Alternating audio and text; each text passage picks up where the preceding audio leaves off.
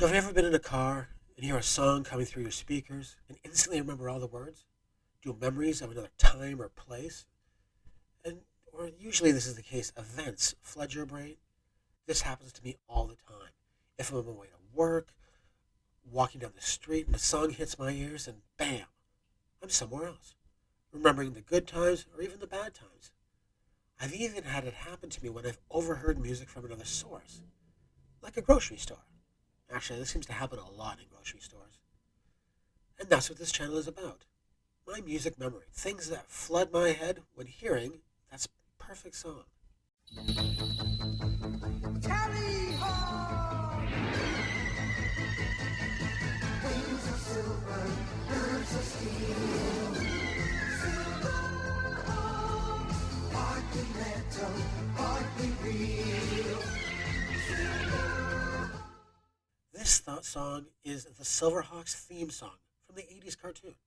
I hear this song and I'm immediately sitting down on a Saturday morning watching a block of cartoons. I was, and still am, a big fan of animation in general. I recall watching Inspector Gadget before going to school every single day when I was growing up. Don Adams played the part of Inspector Gadget perfectly. I mean, yes, he had a lot of practice on the set of Get Smart, the TV show from the 60s, and it was pretty much the same role. But I didn't care. He was awesome. And who knew that show would do a little prophesizing of its own with Penny's, a book computer. I mean, it was only about 20 years later before the general public saw a tablet with a book-like case on it. Maybe that's what made it so special. Knowing that fantastic things could actually happen. I've always liked the Silverhawks. Now, I know many people think that it's just a clone of the Thundercats. And that debate will constantly live on in my home as to which theme song is better, Silverhawks or my wife's choice, Thundercats. And honestly, Thundercats has a really kick-ass song. But for whatever reason, the Silverhawks just spoke to me more. Nothing will ever beat the Thundercats ho line, but partly metal, partly real, Silverhawks. The vocals were just amazing. For me, there's no contest. But for some reason, in the general public, it just wasn't as eternally iconic. And well, that's okay. I can live with people believing that Thundercats were better. I don't always have to correct people when they're obviously wrong. I really, really don't. I don't remember liking the show all that much, though. It was a pretty standard Saturday morning fare. Hero group fights big bad guy and his moronic henchmen. The character designs were pretty good. But again, they were very similar to Thundercats. Each character distinct, but also kind of different. I always thought the Thundercats looked like heroic cats. And I think the Silverhawks looked, well, like comic book superheroes. And I'm pretty sure it was the song that kept my attention all these years. I still have the song as a ringtone on my phone. But Silverhawks art? Not so much. So I think obviously the answer is right there. Music is the way it is. Saturday mornings were always a real mixed bag. I remember watching Muppet Babies. The show generally set up for the younger set, but the theme song was really, really good. The Real Ghostbusters was a great show that simply took the easy way out when it came to their theme song. It was the movie and radio hit Ghostbusters by Ray Parker Jr. So yeah, it was good, but in a different kind of way. The Disney cartoons were something else. The Adventures of Gummy Bears was one of the strangest ideas I'd ever heard of. A cartoon that grew from children's candies, gummy bears? How the hell did that take flight? Who approved that? And no one ever even got eaten. I mean, what was that all about?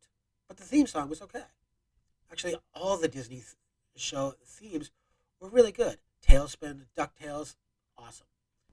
But the coup de grace of Disney theme songs was Darkwing Duck. An amazing show to a comic book kid with a killer theme song. It's almost better than Silverhawks in my mind. Almost. We also had cartoons that tried too hard, and in spite of 80s nostalgia being a driving force in today's consumer life, were pretty bad. I never remember the songs attached to those shows either. Pac-Man, Brave Star, Mask, and even Mario Brothers. All the theme songs ran from my mind as quickly as the show started. I can't remember a single one to this day. But the Darkwing Duck and Silverhawks songs are still there, blaring away every time I see the cartoons. And that is something that has seemed to just die out over the last few decades. The memorable theme songs.